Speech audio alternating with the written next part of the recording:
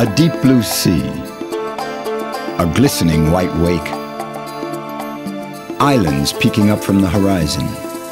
We're in Greece, in the heart of the Aegean Sea. Situated in the eastern part of the Mediterranean, the Aegean Sea now separates Greece from Turkey.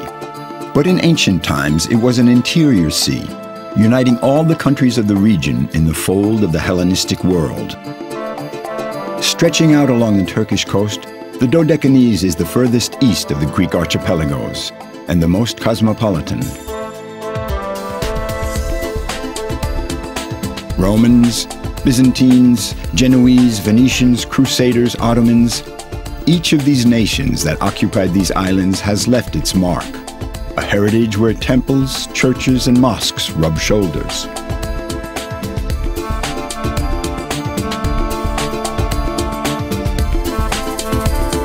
For the next few days, we'll be sailing the Aegean Sea to visit these islands and their history.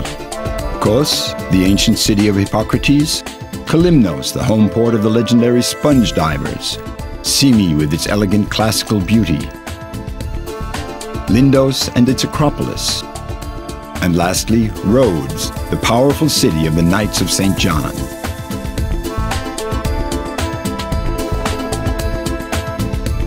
A voyage through the heart of the Aegean Sea to discover the Docecanese, an archipelago between two worlds.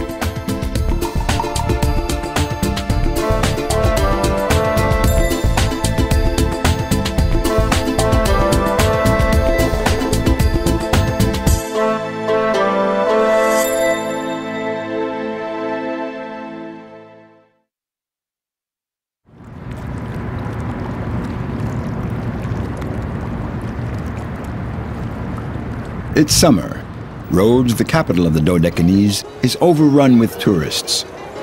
These present-day invaders are peaceful, but like all those who have preceded them since remote antiquity, they have eventually transformed the life of the city. Restaurants and made-in-China souvenir shops have replaced the vendors selling olives, spices, and oriental cloths. Like the rest of the Eastern Mediterranean, Rhodes, situated on the trade routes between the Orient and the Occident, has a history marked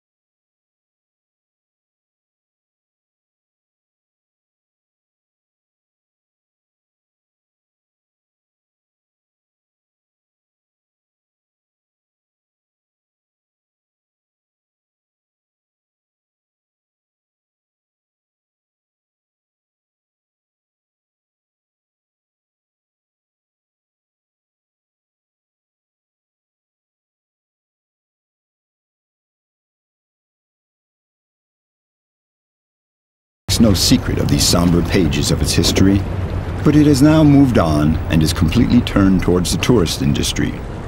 The Mandraki Marina has become the link between the old town and the modern town. It's said that here, at the entry to the port flanked by a stag and a doe, once stood the Colossus of Rhodes, one of the 7 wonders of the ancient world.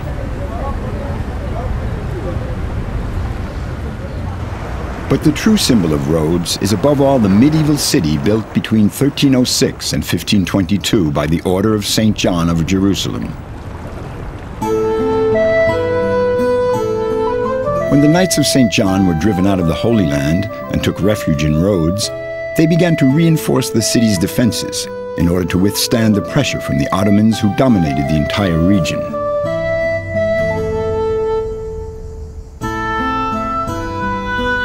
Over the centuries, the Knights gradually replaced the Byzantine ramparts by thick fortifications. Punctuated by towers and gates, they encircled the entire city with a length of more than 4 kilometers.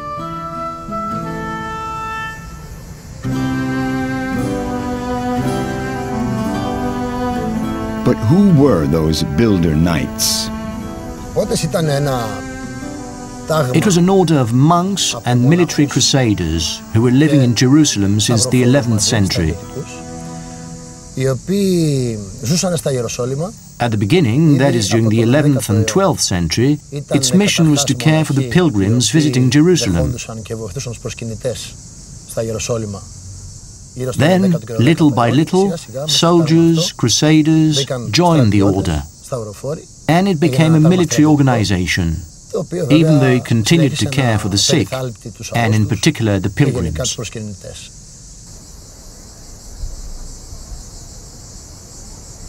In the center of the fortified city stands the Grand Master's Palace, an imposing fortress with crenellated towers at each corner.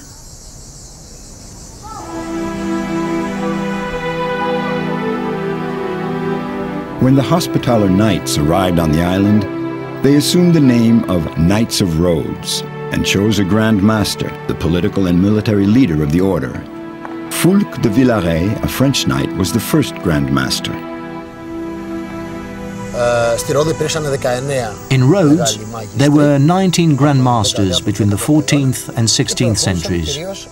They came mainly from 7 different states, 7 nations referred to as tongues. There was England, France, Spain, Italy, Germany, Aragon, and Castile. The Avenue of the Knights runs from the port up to the Grand Master's Palace. It's flanked on either side by the inns where the knights of different nationalities were quartered.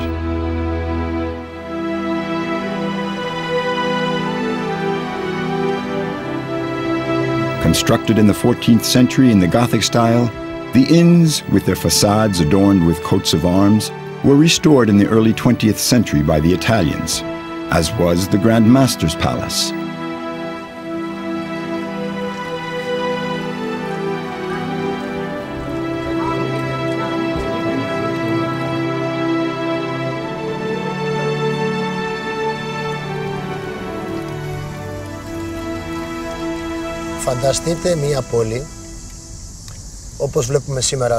You have to imagine Rhodes as a city you might see in a film. A lively medieval city, with its streets full of shops, with horses clip-clopping through the narrow lanes.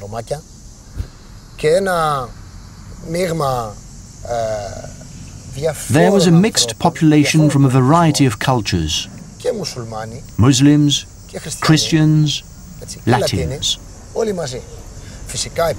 Of course, there were certain parts of the city where the common folk were not allowed to go. Districts reserved for the knights. They were called the Colacium, a Latin term. The common folk lived in the Burgo, which is the business district today. This was one of the most powerful and richest cities of the time. Our day in Rhodes is drawing to a close. The warm colors of the setting sun wash over the walls of the fortress.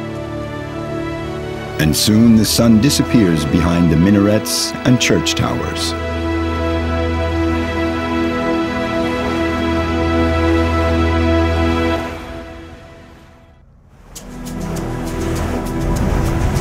At dawn, we cast off and leave Rhodes.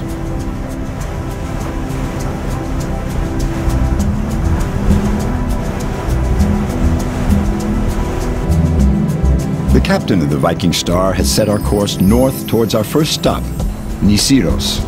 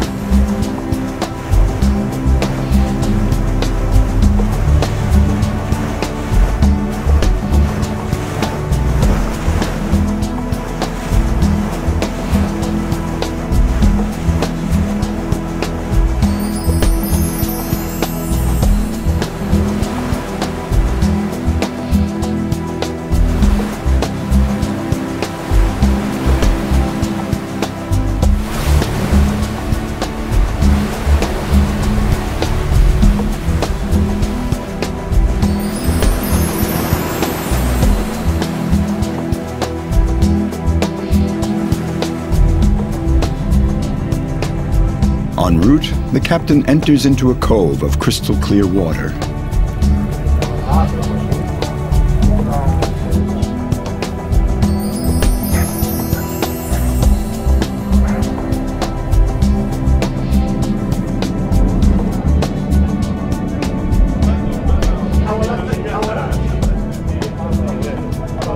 This impromptu stop gives the passengers the chance to take their first swim in the Aegean Sea.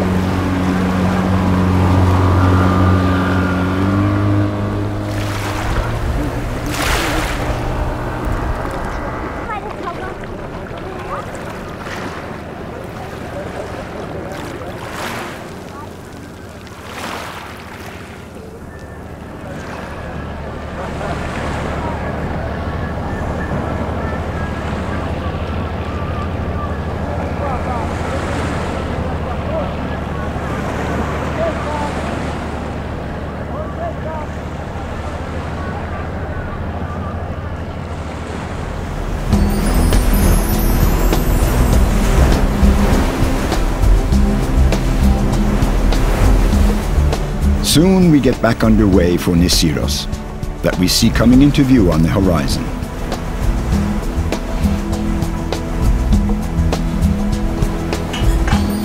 While the passengers are relaxing on deck, Poppy, the cook, is preparing lunch.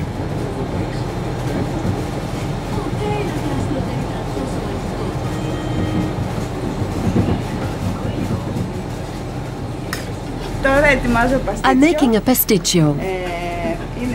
It's macaroni, ground meat, and tomato sauce. I put a layer of macaroni, a layer of ground beef with tomato sauce, and a layer of bechamel sauce. Then the whole thing goes into the oven.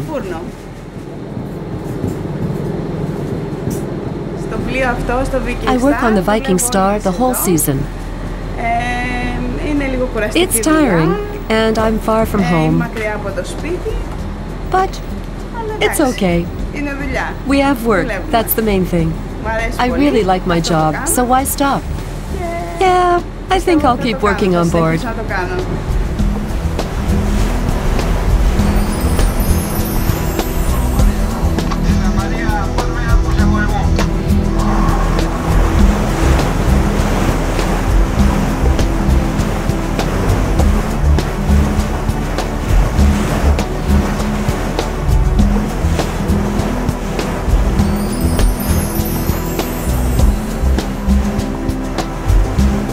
We're nearing Nisyros and will soon be entering the little port of Mandraki.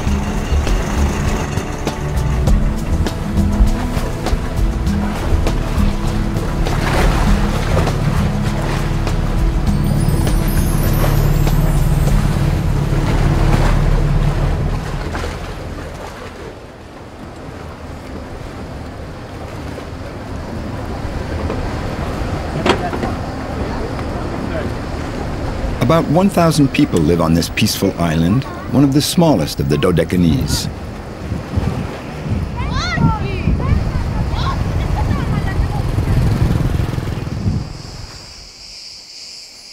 Nisyros is a volcanic island, situated on a fault that runs from Milos to Santorini. Thanks to the minerals in the magma ejected by the successive eruptions, the soil is very rich. The huge caldera that we see here today is the result of the violent eruption of 1422, which destroyed the 1,400-meter-high mountain that stood in the center of the island at that time.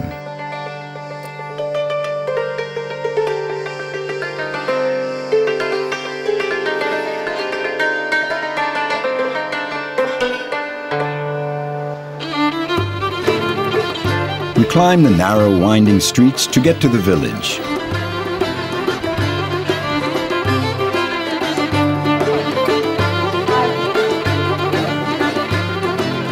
This oasis, lost in the middle of the sea, has all the charms one could want from an island. A calm, friendly atmosphere, and this contact with the beauty of nature that one can enjoy anew every day.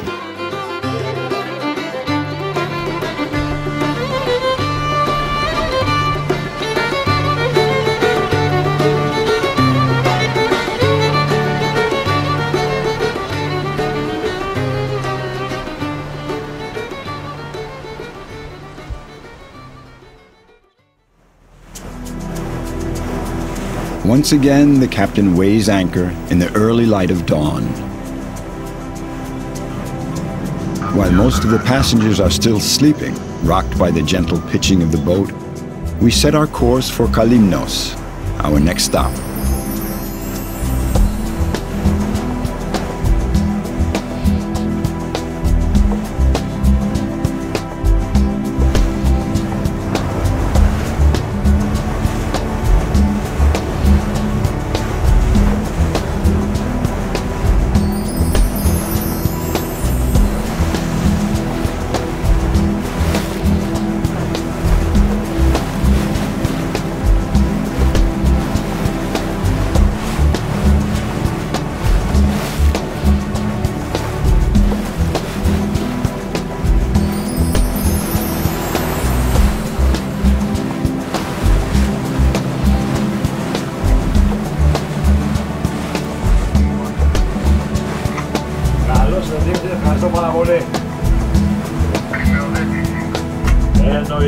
We soon sight Kalymnos.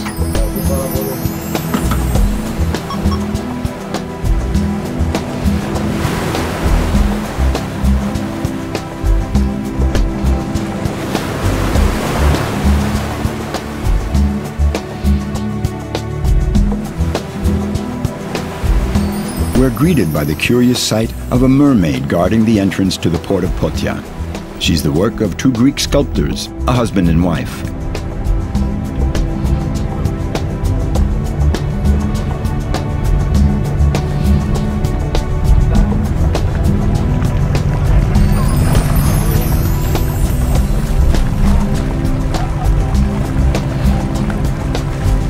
In the 19th century, during the Ottoman rule, this port was home to the largest fleet of sponge fishing boats in the entire Aegean Sea.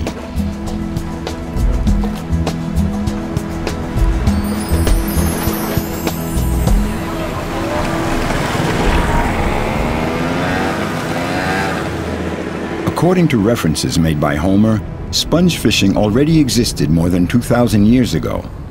However, it has now practically disappeared from all the Greek islands except Kalymnos, where it survives thanks to the tourist trade.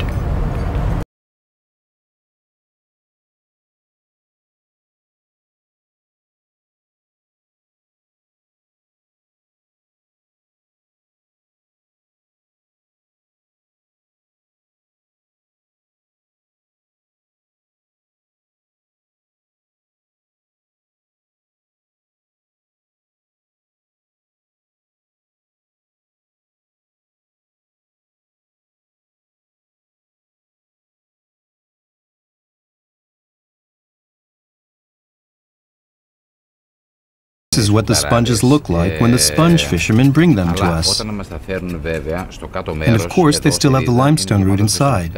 In the sea, the sponge is black, like this. The sponge divers scrape them off the bottom and bring them up onto the cakes. Then they trample them to squeeze out a milk-like liquid. After, they wash them to rinse out the milky substance. Underneath the black membrane, the sponge looks like this. This is its natural color. The fishermen put them in a net and leave them submerged in the sea for 7 or 8 hours to kill all the microorganisms that live on the sponge. Don't forget that the sponge is a living organism.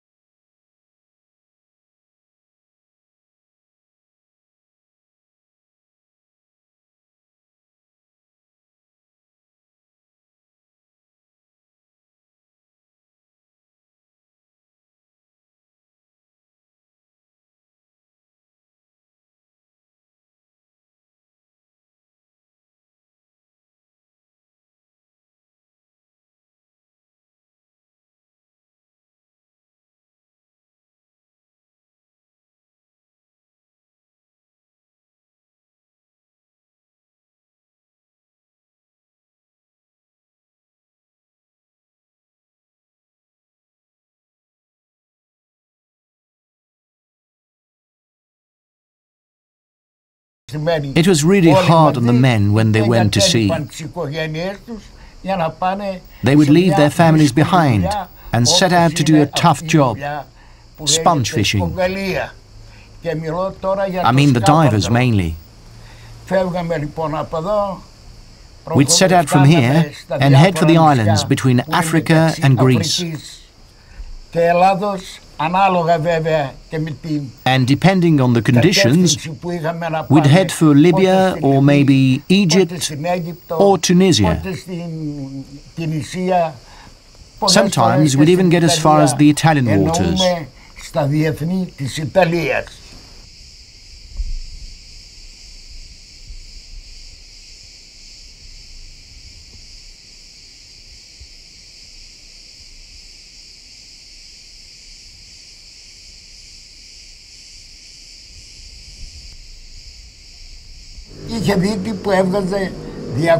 Certain divers would bring up 200 kilograms of sponges, others 100 kilograms.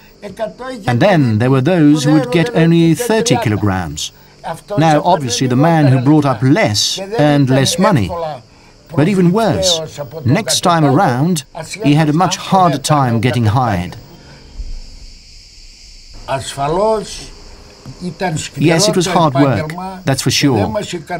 And we didn't like being away from our families for so long. All that was very difficult, but we just buckled down and did it because we kept in mind that we were doing it for the common good, for us and for our island.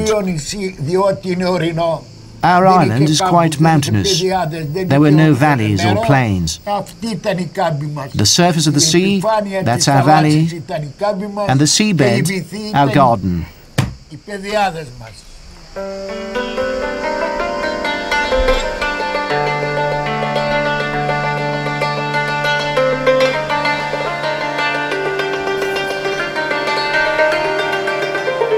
We're back in the port of Potia. The intense heat of the day has subsided. It's time for the islanders to take their evening stroll by the port or to meet at a cafe for a glass of ouzo.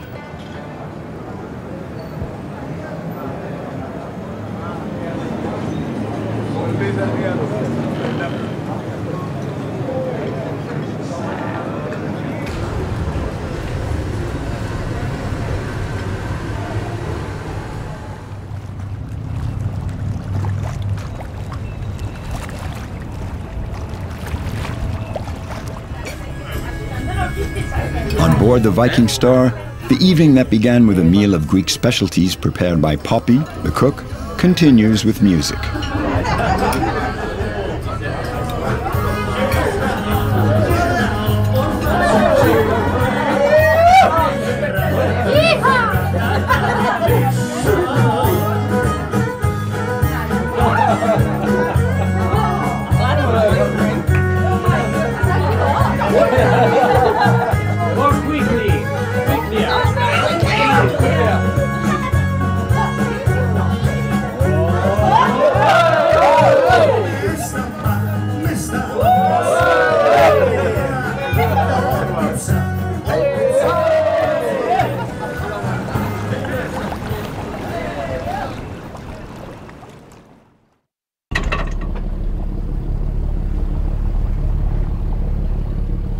As usual, the captain leaves the port of Kalymnos very early. After an hour at sea, he drops anchor off a deserted island for the now traditional swim.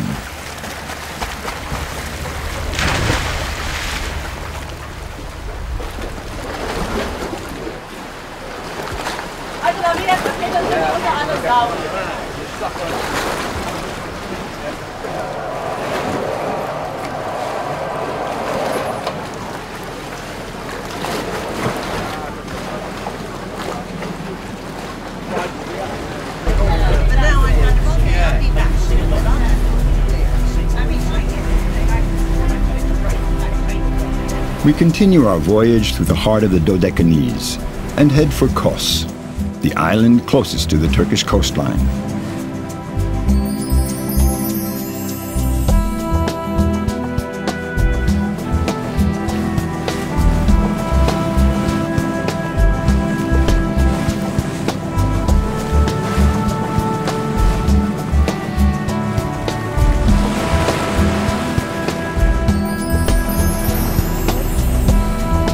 The fortifications that encircle the town of Kos bear witness to the drama that was played out here, as in Rhodes, between the Knights of St. John and the Ottoman Empire.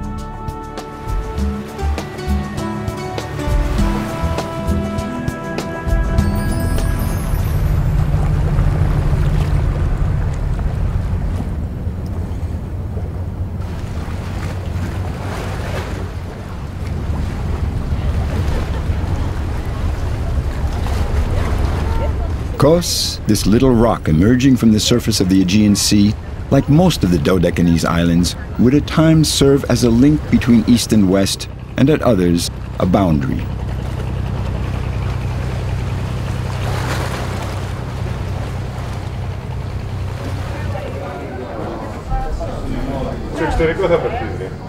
This historical dilemma doesn't seem to bother the tourists. Most of them come to the island mainly to enjoy the beaches and swim in the warm waters of the Aegean Sea.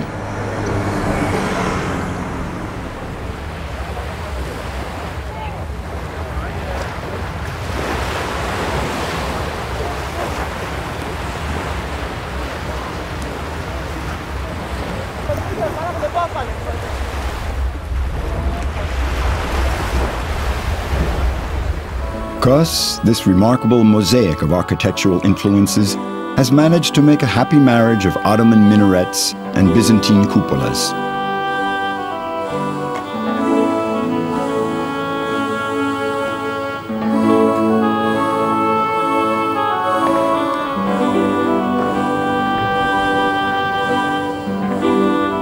And to complete this harmonious duo, the earthquake of 1993 unearthed magnificent ancient ruins right in the midst of the soulless modern dwellings.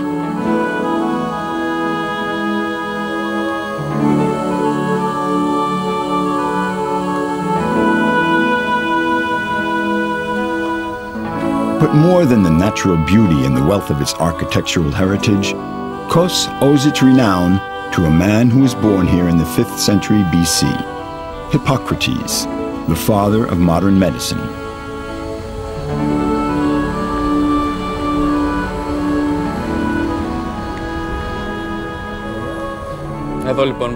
This is Plane Tree Square.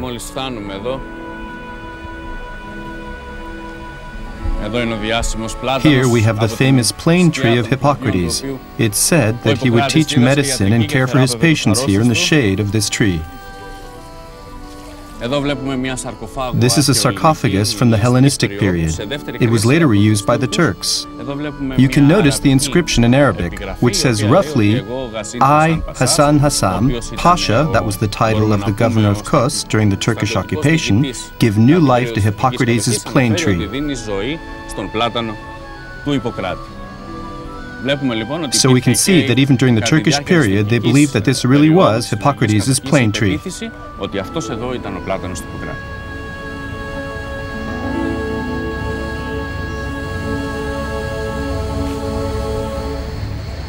It's very unlikely that this particular plane tree is 2,400 years old. But what is certain is that Hippocrates lived and taught in Kos in the 5th century BC.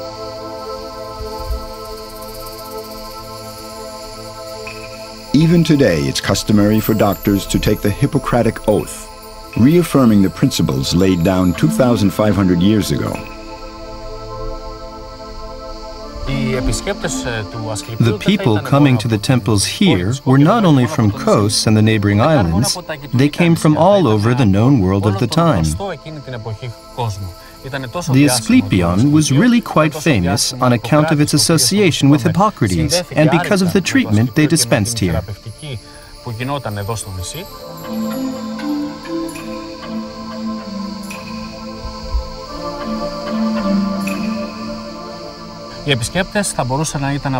The patients came from all social classes. They might be freemen, but also women and even slaves. When the sick person arrived, he or she was received in the entrance, the propylion, by the Asclepiades, the priests of the temple. According to mythology, they were direct descendants of the god Asclepius himself.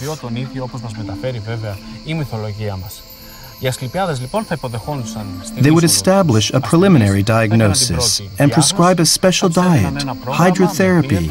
They'd prescribe plant and herbal remedies, then they would take the patients to their room on the upper floor.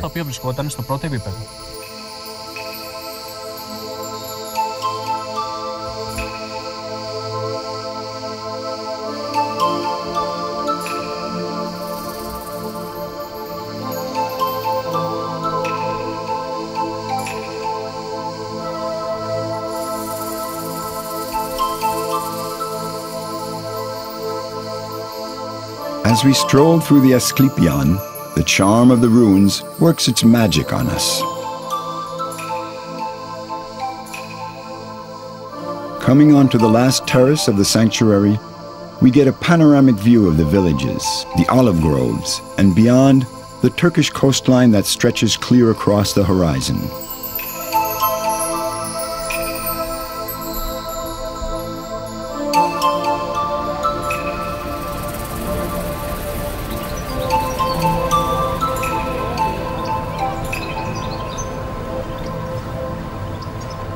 Back down by the sea, we join a group of worshippers to celebrate a pagan ceremony still in fashion today, the contemplation of the setting sun.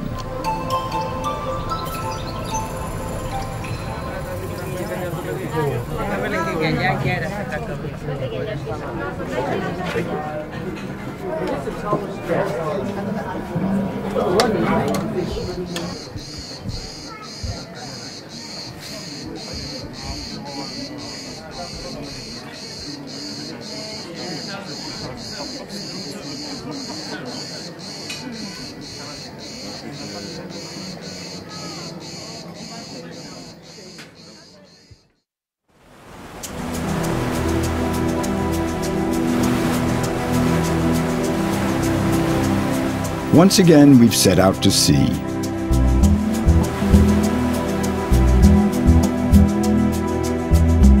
We leave Kos in our wake and head south to Simi, our next port of call.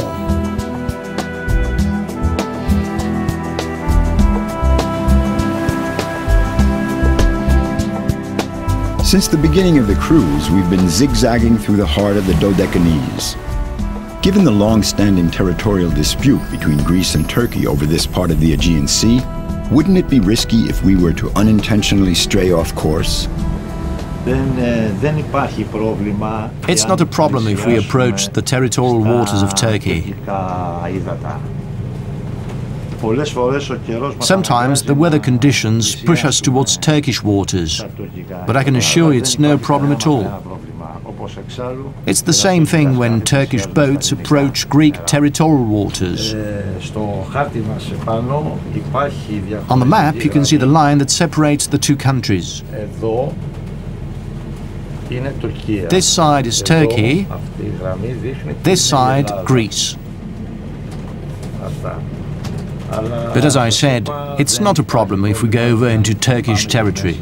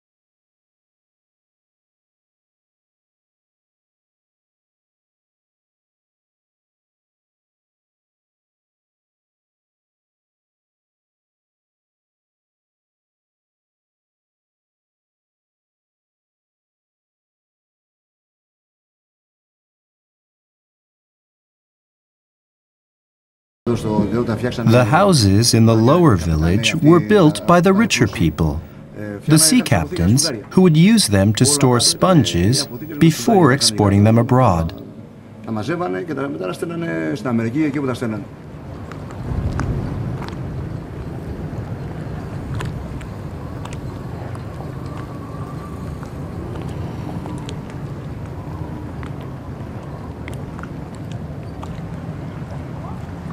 The higher up you go, the more the neighborhoods are lower class.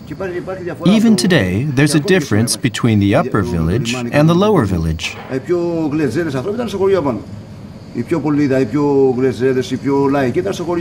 The people living higher up like to party. It's a known fact. The people in the upper village are much more ready to party than those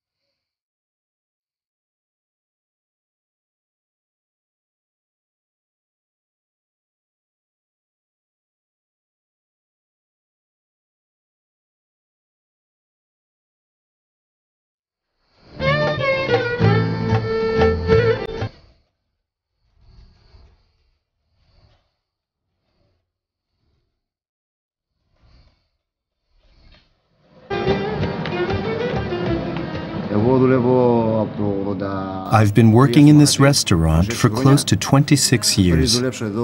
I used to be a sailor. I worked on the boats. Then I was a cook, and I've owned this restaurant since 2005. Life is great here in the summer, but winters are really hard. The big problem is the medical facilities. The hospital is in Rhodes, and it's not easy to get to, especially in bad weather.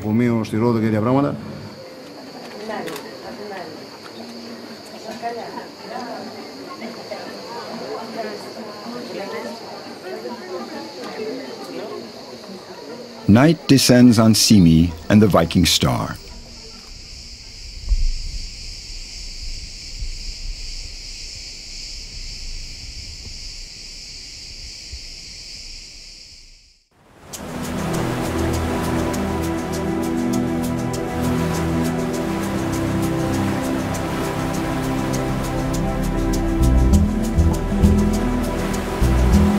Our last day at sea will take us to Lindos in the south of the island of Rhodes.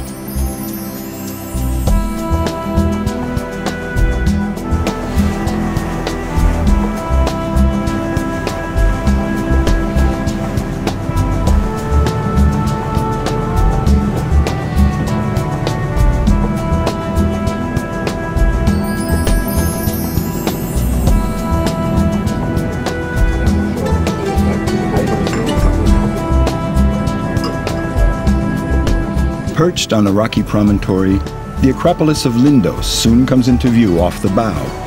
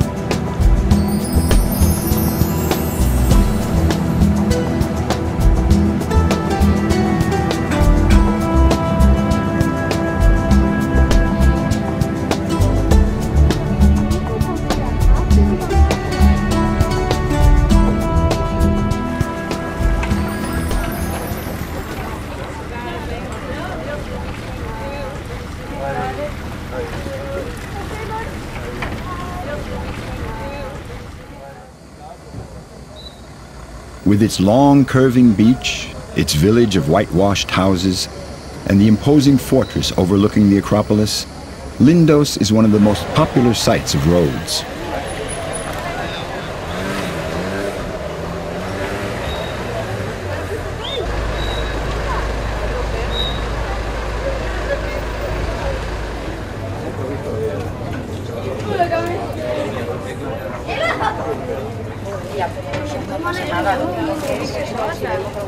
After a bit of shopping in the village's countless shops, we head up the hill to visit the Acropolis.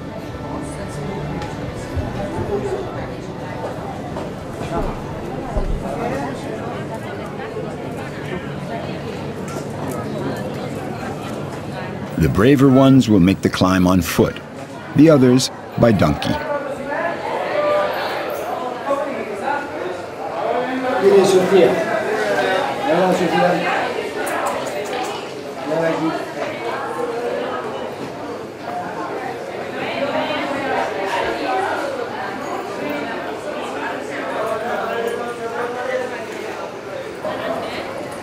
Lindos.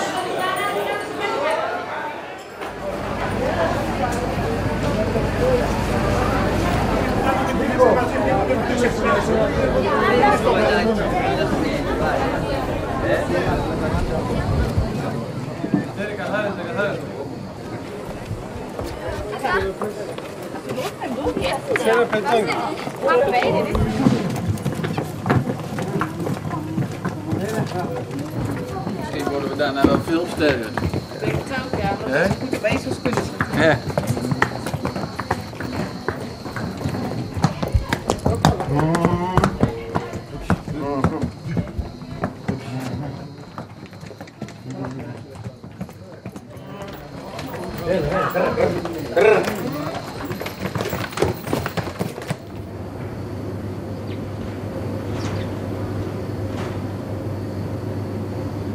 Away from the shops, we enjoy the calm of a bygone age.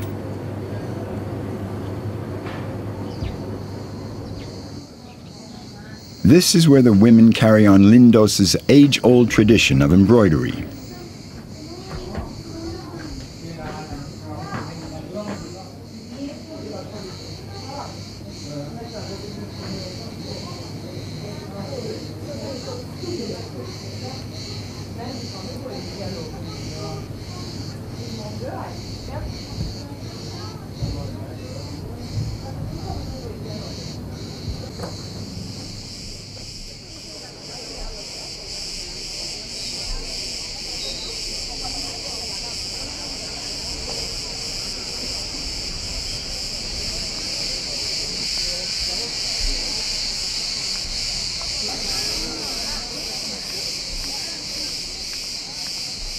Some of the embroiderers prefer to work away from the bustle of the tourists, but others display their wares right on the path leading up to the Acropolis.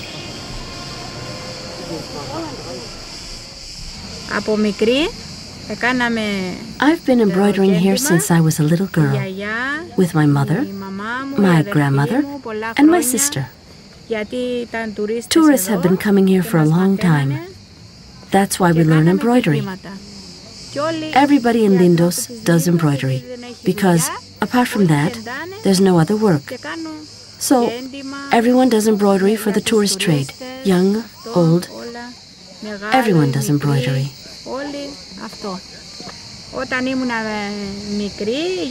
When I was little, my grandmother would tell me that all the young brides would make their own wedding dress. They would embroider everything. Curtains, for example, blankets, etc. It was all crocheted. It was for their dowry. But all that was before the tourists started coming.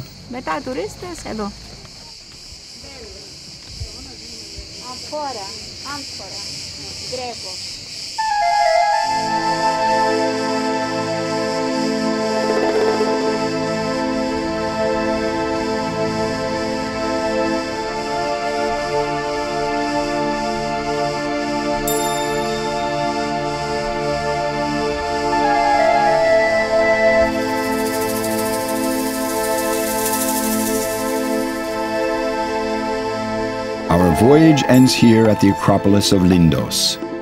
In this one spot, we find the influences of all the different cultures that forged the destiny of the Docecanese. Constructed in the 6th century BC, the Acropolis of Lindos was expanded during the Hellenistic period. Then, when the Knights of St. John arrived in Rhodes, they transformed it into a fortress, which was then occupied by the Ottomans until they left in 1912.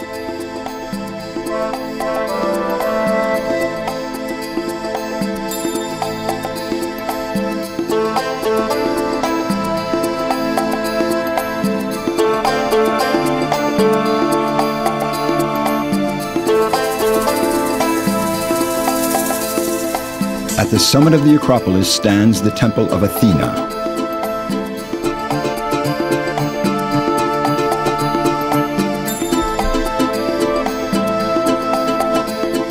Looking through the columns, we can glimpse the vast expanse of the Aegean Sea, link between Orient and Occident, the two shores of the Hellenistic world that for thousands of years all the rulers of the Eastern Mediterranean had sought to shape to their will.